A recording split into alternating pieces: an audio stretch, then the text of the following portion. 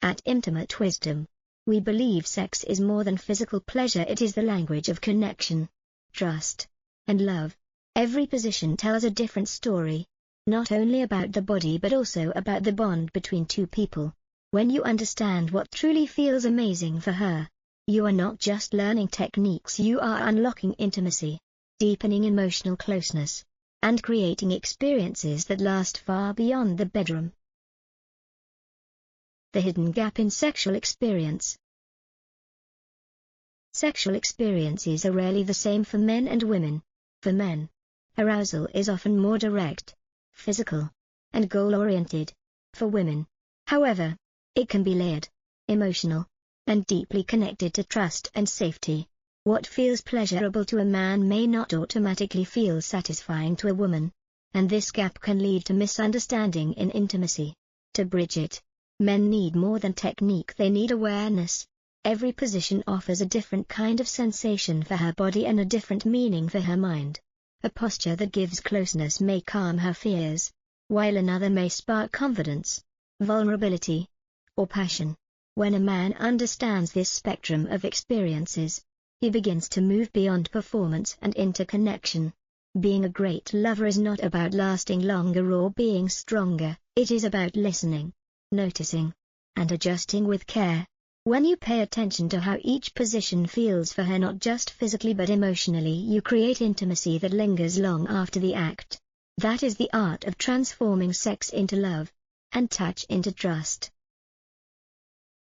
Position 1. Missionary. Where heart and body meet.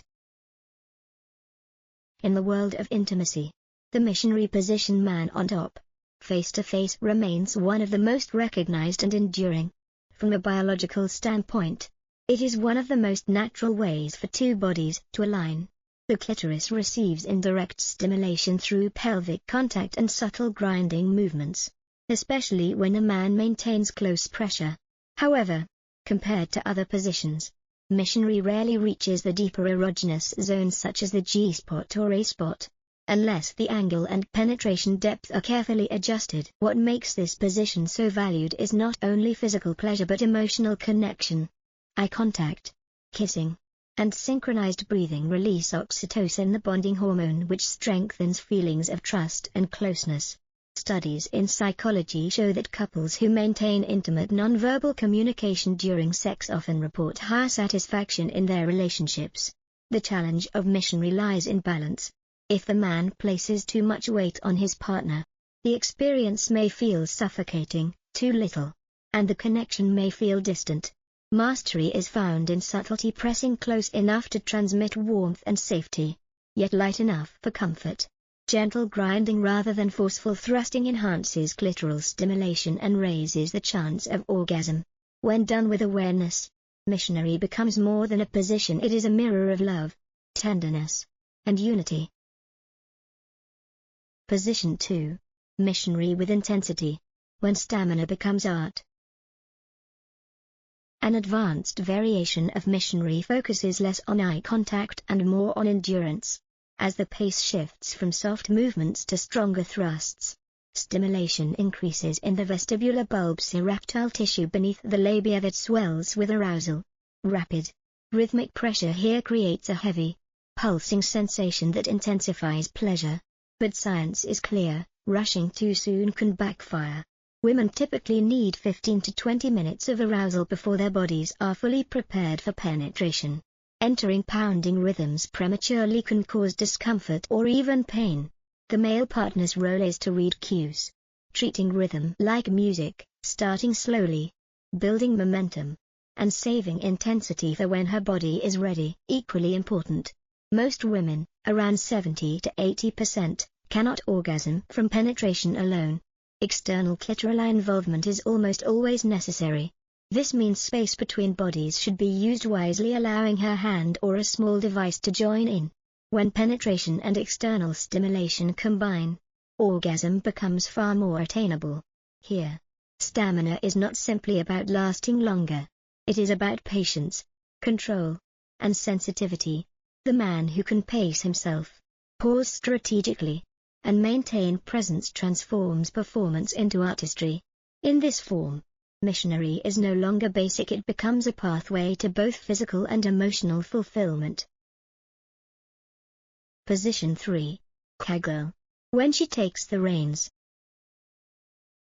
If missionary symbolizes protection, the cowgirl position represents empowerment. When a woman straddles her partner, she controls depth, rhythm, and tempo.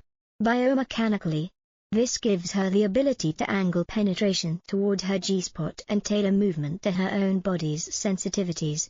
Psychologically, it can awaken confidence and a sense of dominance, creating a different energy dynamic in the bedroom.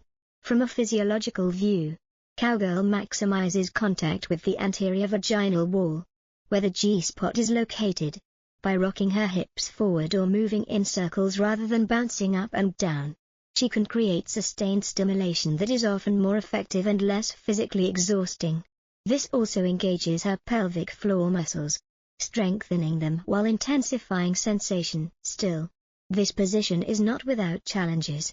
It requires leg and core strength, and women unused to this effort may fatigue quickly.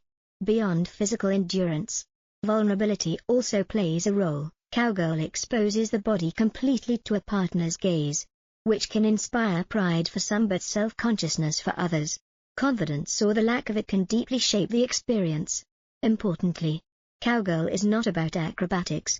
Small, controlled movements, combined with pelvic squeezes, can generate equal or greater pleasure without draining energy. For men, the best approach is to remain engaged using hands to explore her body, offering reassurance, and allowing her to focus inward. In this way, cowgirl becomes more than a sexual position. It is a stage where women claim control, embrace freedom, and explore intimacy on their own terms. Position 4. Overcoming shyness. The first pancake principle.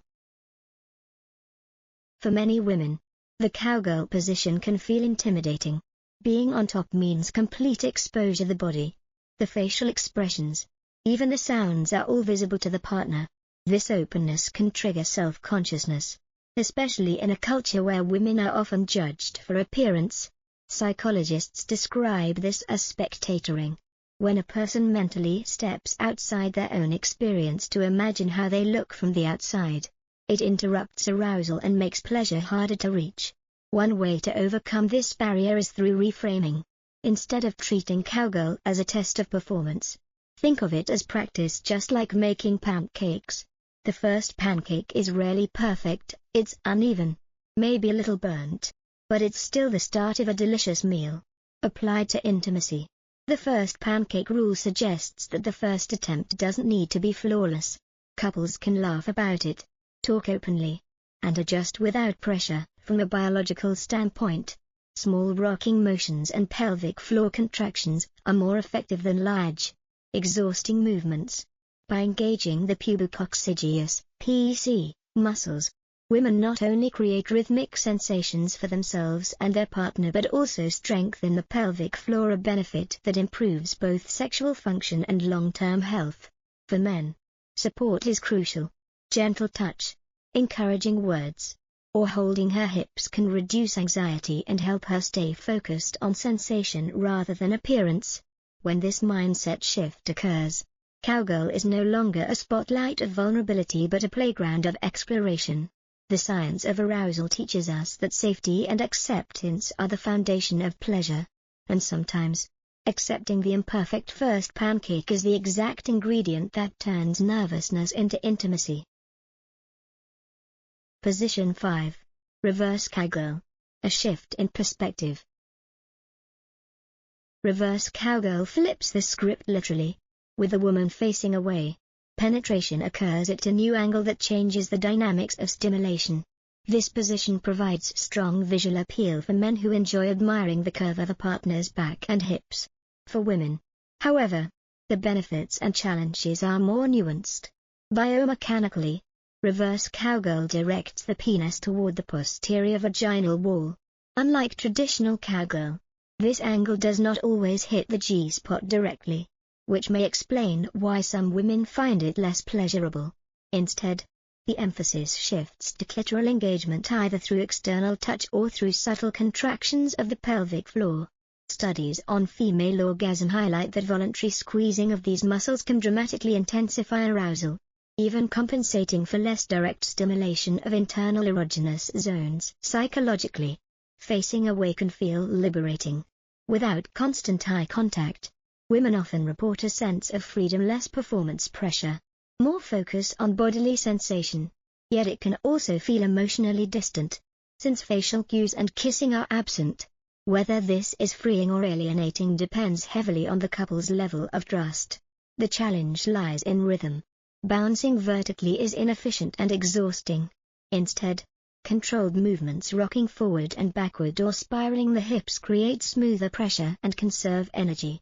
For men, hands become key tools. Exploring her back, waist, or thighs enhances her sense of being cherished, not objectified. Reverse cowgirl is less about dominance or romance and more about perspective, literally giving both partners a new view of each other's bodies and sensations. Done with creativity and patience, it transforms from awkward to exhilarating. Position 6. Spooning. The science of slow intimacy. Among all positions, spooning is perhaps the gentlest. Both partners lie on their sides, the man behind the woman, bodies aligned like two puzzle pieces. The advantage here is relaxation. Neither partner carries weight, making it accessible to people of all ages and body types. From an anatomical perspective, spooning often aligns penetration toward the anterior vaginal wall, where the G-spot resides a few centimeters inside. The shallow angle increases the likelihood of consistent stimulation. Meanwhile, the closeness allows easy access for external clitoral touch either by the woman herself or with the man's hand. Research confirms that dual stimulation, internal and external together, significantly increases the probability of orgasm. Psychologically, spooning is intimacy distilled. The absence of eye contact lowers pressure, but the presence of touch, kissing the neck, whispering, caressing deepens the emotional bond. Neuroscience shows that skin-to-skin contact in a safe, nurturing context boosts oxytocin and reduces cortisol, making this position especially soothing for morning or nighttime encounters. Spooning also supports longevity in lovemaking.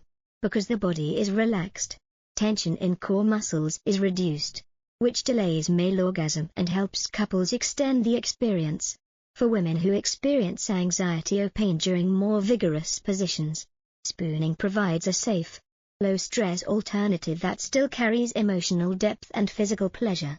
Ultimately, spooning reminds us that sex does not need to be acrobatic to be profound. Sometimes, the quiet alignment of two bodies breathing together, moving gently, can create a sense of unity more powerful than any athletic display. It is the science of slowness, where tenderness becomes the pathway to ecstasy. Position 7. Doggy style. The science of depth. Doggy style, where the woman is on her hands and knees, or supported against furniture, while the man penetrates from behind, offers one of the most unique anatomical angles. Unlike a missionary, the penis here points downward toward the anterior vaginal wall, striking the G-spot with greater consistency. For many women, this results in intense, full sensations and even the possibility of deeper forms of orgasm rarely accessed in other positions. One reason doggy is powerful is the opportunity for combination. Because the front of the body is free, women can use their hands or a small toy to stimulate the clitoris while penetration continues. This dual stimulation is backed by sexual health research as the most reliable pathway to orgasm. Men also often enjoy doggy for its sense of control, the ability to vary depth, angle, and tempo, adjusting each thrust like an instrument tuned to her responses. Yet, not all experiences are the same. For some women, thrusts that are too deep may press against the cervix, causing discomfort. The key is mindful pacing, slowing down, checking in, and finding the depth that excites rather than overwhelms.